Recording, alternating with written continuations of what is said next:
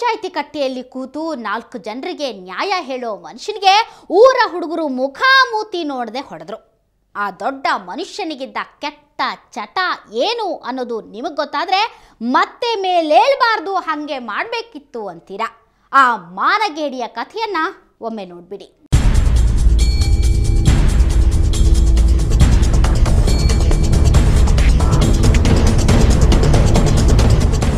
ಬೆಳಗಾವಿಯ police rowdy ಪಟ್ಟಿಯಲ್ಲಿರೋ ಈ ಸೊಣಕಲ ಮೂತಿ ಒಂದು ಕಾಲಕ್ಕೆ ಪಂಚಾಯಿತಿ ಕಟ್ಟೆಯಲ್ಲಿ ರಾಜಂತರ ಕೂತಿರ್ತಿತ್ತು. ಊರ ಜನರು ಕೈ ಕೊಟ್ಕೊಂಡು ನಿಂತು ಇವನ ಮುಂದೆ ಕಷ್ಟ ನಷ್ಟ ಹೇಳ್ಕೊಳ್ತಿದ್ರು. ಈ ಪುಣ್ಯಾತ್ಮ ತಪ್ಪು ಒಪ್ಪುಗಳ ತೀರ್ಮಾನ ಮಾಡಿ ಶಿಕ್ಷೆ ವಿಧಿಸ್ತಾ ಇದ್ದ. ಜಗಳ ಜಂಜಾಟಗಳನ್ನ ಬಗೆಹರಿಸೋದಕ್ಕೆ ಹೋಗ್ತಿದ್ದ. ಯಾಕಂದ್ರೆ ಇವನು ಊರ ಗೌಡರ ಮಗ, ಚಿಕ್ಕ ಯಜಮಾನ. ಇವನಿಗೆ ಒಳ್ಳೆ ಬುದ್ಧಿ ಇದ್ದಿದ್ರೆ ಸವದತ್ತಿಯ ಸೊಪಡ್ಲ ಗ್ರಾಮದ ಜನ ಇವತ್ತಿಗೂ ಕೈ ಎತ್ತಿ ಮುಗಿತಿದ್ರು. ಆದ್ರೆ ಈಗ ಕೈಕಾಲು ಮುರಿದು ನರಿ ನಾಯಿಗಳಿಗೆ ಹಾಕ್ಬೇಕು ಅನ್ನೋಷ್ಟು ಸಿಟ್ಟು ಬಂದ್ಬಿಟ್ಟಿದೆ ಅವರಿಗೆ. ಇವನ ಕಥೆ ಕೇಳಿದ್ರೆ ಪ್ರತಿಯೊಬ್ಬರಿಗೂ ಅಷ್ಟೇ ಸಿಟ್ಟು ಬರುತ್ತೆ. ಇವನಿಂದಾಗಿ ಪಡಬಾರದ ನೋವು ಪಟ್ಟು ಆಸ್ಪತ್ರೆ ಸೇರಿರೋ ಈ ಹುಡುಗನ್ನ ನೋಡಿ ನಮಗಂತೂ ತುಂಬಾನೇ ಬೇಜಾರಾಗೋಯ್ತು. ಬೆಳಗಾವಿ ಜಿಲ್ಲಾಸ್ಪತ್ರೆಯಲ್ಲಿ ಚಿಕಿತ್ಸೆ ತಗೋತಾ ಇರೋ ಈ ಹುಡುಗನಿಗೆ ಮಾತು ಬರಲ್ಲ, ಸರಿಯಾಗಿ ನಡೆಯೋದಕ್ಕಾಗಲ್ಲ, ಕೈ ಕಾಲುಗಳು ಯಾವುದೂ ಸರಿ ಇಲ್ಲ, ಕಡೆಗೆ ಬುದ್ಧಿ ಕೂಡ ಚಿಕ್ಕ ಮಗುವಿನದ್ದು. ಇಂಥ ಹುಡುಗನನ್ನ ಯಾರಿಗಾದ್ರೂ ಥಳಿಸೋ ಮನಸ್ಸಾದ್ರೂ ಆಗುತ್ತಾ? ಮನುಷ್ಯರಾದವರಿಗೆ ಈತನ್ನ ನೋಡಿದ್ರೆ ಮರುಕ ಬರುತ್ತೆ. ಆದ್ರೆ ಆ ನರರೂಪದ ರಾಕ್ಷಸ ಈರನಗೌಡನಿಗೆ ಆಸೆ ಭುಗಿಲೆದ್ದಿತ್ತು. ಮೈಯೊಳಗಿನ ಹುಚ್ಚು ಕಾಮ ಹೆಡೆ ಆಡಿಸ್ಬಿಡ್ತು. ಅವನು ಈ ಅಮಾಯಕ ಹುಡುಗನ ಮೇಲೆರಗಿದ್ದ. ಅಲ್ಲೊಂದು ವಿಲಕ್ಷಣ ಸಂಭೋಗ ನಡೆದು ಹೋಗಿತ್ತು.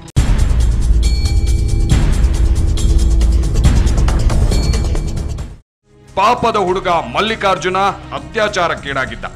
ಅದರಿಂದಾದ ಗಂಭೀರ ಗಾಯಗಳು ಈ ಹುಡುಗನ್ನ ಆಸ್ಪತ್ರೆಯ ತನಕ ಕರ್ಕೊಂಡ್ಬಂದ್ವು. ಶ್ರೀ ಮಲ್ಲಿಕಾರ್ಜುನ್ 20 ವಯಸ್ಸಿನ ಸೊಪ್ಪಡ್ಲ ಸೌದತ್ತಿ ತಾಲೂಕಿನ ಒಬ್ಬ ಅಂಗವಿಕಲ ವ್ಯಕ್ತಿ ಅನ್ನ ಸೋಡೋಮಿಯತ್ತ ಹಿಸ್ಟ್ರಿಯಿಂದ ನಮ್ಮಲ್ಲಿ ಅಡ್ಮಿಟ್ ಆಗಿದ್ದಾನೆ. ಆಮೇಲೆ ಅದರ ನಂತೆ ಅವನಿಗೇನು ಟ್ರೀಟ್ಮೆಂಟ್ ಕೊಟ್ಟು ಅವನಿಗೇನು MLC ಅಂತ ಮಾಡಿ ಅದರ ಕಾರ್ಯವನ್ನು ನಿರ್ವಹಿಸ್ತಾ ಇತ್ತು ನಮ್ಮಲ್ಲಿ. ಈಗ ವೈದ್ಯರು ಅವರ ಕೆಲಸ ಮಾಡಿದ್ರು. ಅದೇ ಊರ ಜನ ಅದೊಂದು ದುರ್ಘಟನೆಯನ್ನ ಕಣ್ಣಾರೆ ಕಂಡಿರದೆ ಇದ್ದಿದ್ರೆ ಮಲ್ಲಿಯ ಕಷ್ಟ ಯಾರಿಗೂ ಅರ್ಥವಾಗ್ತಾನೆ ಇರಲಿಲ್ಲ. ಇವನಿಗಂತೂ ಹೇಳೋದಕ್ಕೆ ಬರಲ್ಲ. ಹಂಗಾಗಿನೇ ಈ ಹುಡುಗ ಕಾಮುಕನ ಟಾರ್ಗೆಟ್ ಆಗ್ಬಿಟ್ಟ ಅನ್ಸುತ್ತೆ. ಅವತ್ತು ಮಲ್ಲಿಕಾರ್ಜುನ ಮನೆಯಿಂದ ಕಷ್ಟ ಪಟ್ಕೊಂಡು ಶಾಲೆ ಹತ್ರ ಹೋಗಿದ್ದು ಮಕ್ಕಳ ಜೊತೆ ಆಡೋದಕ್ಕಾಗುತ್ತೆ ಅಂತ. ಅದು ಮನೆಯವ್ರ ಯಾರ ಗಮನದಲ್ಲೂ ಇರಲಿಲ್ಲ. ನಾವು 2 ಗಂಟೆಗೆ ಬಂದೇವ್ರಿ. ನಾವು ಬರೋಬಾರ್ದು ಹಿಂಗಾಗತ್ತೆ ರೀ. ಅದು ಬಟ್ಟಾಂಡನ ಮಂದಿ ನೋಡಿ ಕಾಸ ಹುಡುಗನ ಕರ್ಕೊಂಡು ಅಲ್ಲಿ ಕೆರೆ ಅಂತ ಹಾಸ್ಗಲ್ ಸಾಲಿ ಅಂತ ಅದು 12 ಗಂಟೆಗೆ 1:15 ಆಗೈತೆ ಅಂತ. ಆಗೈತೆ ಅಂತಾರೆ. ನಮ್ಗೊಂತ ನಾವು ದುಡ್ಕೊಂಡು ತಿನ್ನಾರಿ, ನಾವು ದುಡ್ಡು ಹಾಕೊಂಡಿದ್ವಿ. ಅದು ಹುತ್ತಿನಂತ ಹುಡುಗರು ಅಡ್ಡಾಡ್ಕೊಂತ ಬಟ್ಟಾನ ಕಡೆ ಹೋಗಿರ್ತಾರೆ. ಹಾಗೆ ಹೋದವನಿನ್ನು ಸ್ಕೂಲ್ ತಲುಪಿರ್ಲಿಲ್ಲ. ಪಕ್ಕದ ಕೆರೆ ಹತ್ರ ಹೋಗ್ತಿದ್ದಾಗ್ಲೇ ಅಟಕಾಯಿಸಿಕೊಂಡ ಕಾಮುಕ ಈರನಗೌಡ ಮಲ್ಲಿಯನ್ನ ಮಲಗಿಸಿಬಿಟ್ಟ. ಅದೆಷ್ಟೇ ತಪ್ಪಿಸಿಕೊಳ್ಳೋದಕ್ಕೆ ಪ್ರಯತ್ನಿಸಿದ್ರು ರಾಕ್ಷಸ ಬಿಡದೆ ಕಾಡಿದ್ದ. ಅದೊಂದು ಕೆಟ್ಟ ದೃಶ್ಯವನ್ನ ಆ ದಾರಿಯಲ್ಲಿ ಬಂದ ಅಜ್ಜನೊಬ್ಬ ನೋಡಿರದೆ ಹೋಗಿದ್ರೆ ಇಷ್ಟೊತ್ತಿಗೆ ನತದೃಷ್ಟ ಮಲ್ಲಿಕಾರ್ಜುನ ಮರ್ಡರ್ ಆಗಿ ಹೋಗ್ತಾ ಇದ್ನೇನು. ಕ್ರಿಕೆಟ್ ಆಡೋ ಟೈಮ್ದಾಗ 20 ಹುಡುಗರು ಇದ್ದೀವಿ. ನಾವು 20 ಹುಡುಗರು ಇದ್ದ ಟೈಮ್ದಾಗ ನಾವೆಲ್ಲ ಆಡ್ಕೊಂತ ಟೈಮ್ ಪಾಸ್ ಮಾಡತ್ತಿದ್ರಿ. ಆ ಟೈಮ್ದಾಗ ಫುಲ್ ನಿಷೇಧ ಆಗಿದ್ರಿ. ಫುಲ್ ನಿಷೇಧ ಇದ್ದ ಪೇಟಿಗೆ ಅವರು ಒಬ್ಬ ಅಜ್ಜ ಬಂದ ಕಾಸು ಏನಂದ, ಇಲ್ಲ ಮತ್ತು ಕೆರೆ ಇತ್ತಿರಿ ಹಿಂಗೆ ಮಾಡತ್ತಾನ ಪಾಪ ಹುಡುಗನ, ಯಾರ ಬರೀಪ ಕೊಲ್ತಾನು ಬಿಡಿಸ್ಕೋಬರಿ ಅಂತಂದ. ಅಂದ ಪೇಟೆ ನಾವು ಒಟ್ಟು ಹುಡುಗರು ಕ್ರಿಕೆಟ್ ಆಡೋ ಹುಡುಗರೆಲ್ಲ ಅಲ್ಲಿ ಹೋದಿವ್ರಿ. ಹೋಗಿ ನೋಡಿ ಅವನ್ನ ಎಳ್ಕೊಂಡು ಬಂದು ಕಟ್ಟಬೇಕಂತ ಪ್ಲ್ಯಾನ್ ಮಾಡಿರಿ. ಅಷ್ಟು ಅವ್ರ ತಂಬಾರು ಬಂದು ಬಡ್ಕಸ್ ಕರ್ಕೊಂಡ್ಬಿಟ್ರು. ಕಾಮುಕನಿಗೆ ಆ ಕ್ಷಣಕ್ಕೆ ರಕ್ಷಣೆ ಸಿಕ್ಬಿಡ್ತು. ಆದ್ರೆ ಊರ ಜನ ಇವನನ್ನ ಹಾಗೆ ಬಿಡೋದಕ್ಕಂತೂ ರೆಡಿ ಇರಲಿಲ್ಲ. ಈರನಗೌಡ ಕಾಟ ದಿನದಿಂದ ದಿನಕ್ಕೆ ಹೆಚ್ಚಾಗ್ತಾನೆ ಇತ್ತು. ದುರಂತ ಅಂದ್ರೆ ಈ ಫಟಿಂಗ ಒಮ್ಮೆ ಗ್ರಾಮ ಪಂಚಾಯಿತಿಯ ಚುನಾವಣೆಯಲ್ಲೂ ಗೆದ್ಬಿಟ್ಟಿದ್ದ.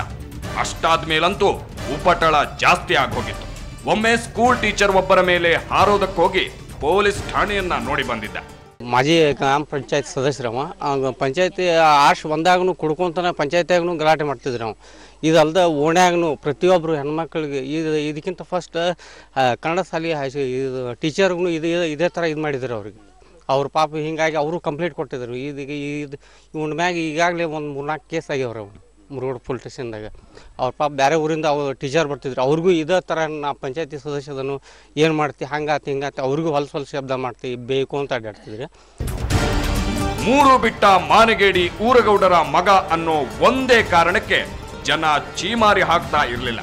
ಮಕ್ಕಳು ಗೌರವ ಕೊಡ್ತಿದ್ರು. ಆದ್ರೆ ಇವನು ಸ್ಕೂಲಿಗೆ ಬರೋ ಸಾಕಷ್ಟು ಪುಟ್ಟ ಮಕ್ಕಳನ್ನ ಕಾಡ್ತಾನೆ ಇರ್ತಿದ್ದ. ಇವನಿಂದ ತಪ್ಪಿಸಿಕೊಂಡು ಓಡಾಡೋದಕ್ಕೂ ಹುಡುಗರು ಪರದಾಡ್ತಿದ್ರು. ಈ ಹಿಂದೆ 9ಕ್ಕೂ ಹೆಚ್ಚು ಹುಡುಗರನ್ನ ಈ ವಿಕೃತಕಾಮಿ ಕಾಡಿದ್ದ ಅಂತ ಹೇಳಲಾಗ್ತಿದೆ. ಆದ್ರೆ ಯಾರೂ ಪೊಲೀಸ್ ಠಾಣೆಯ ಮೆಟ್ಟಿಲೇರಿರಲಿಲ್ಲ.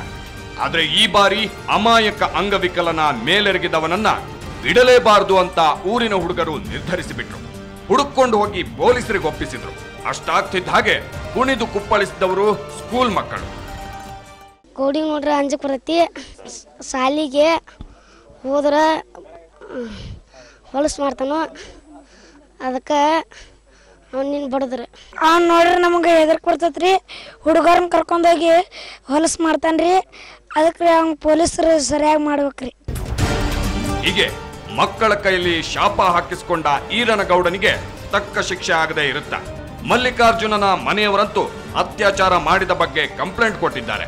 ಈಗ ಮಾಡಬಾರದನ್ನ ಮಾಡಿದ ಊರಗೌಡ ಜೈಲಿಗೆ ಹೋಗಿದ್ದಾನೆ. ಸದ್ಯಕ್ಕೆ ಸೊಪಡ್ಲ ಗ್ರಾಮಸ್ಥರು ನೆಮ್ಮದಿಯ ನಿಟ್ಟುಸಿರೆಳೆದಿದ್ದಾರೆ. ಮಕ್ಕಳು ಖುಷಿಯಲ್ಲಿ ಸ್ಕೂಲಿಗೆ ಹೋಗ್ತಿದ್ದಾರೆ. ಮಲ್ಲಿಕಾರ್ಜುನ ನೋವಿನಲ್ಲೂ ನಗ್ತಿದ್ದಾನೆ.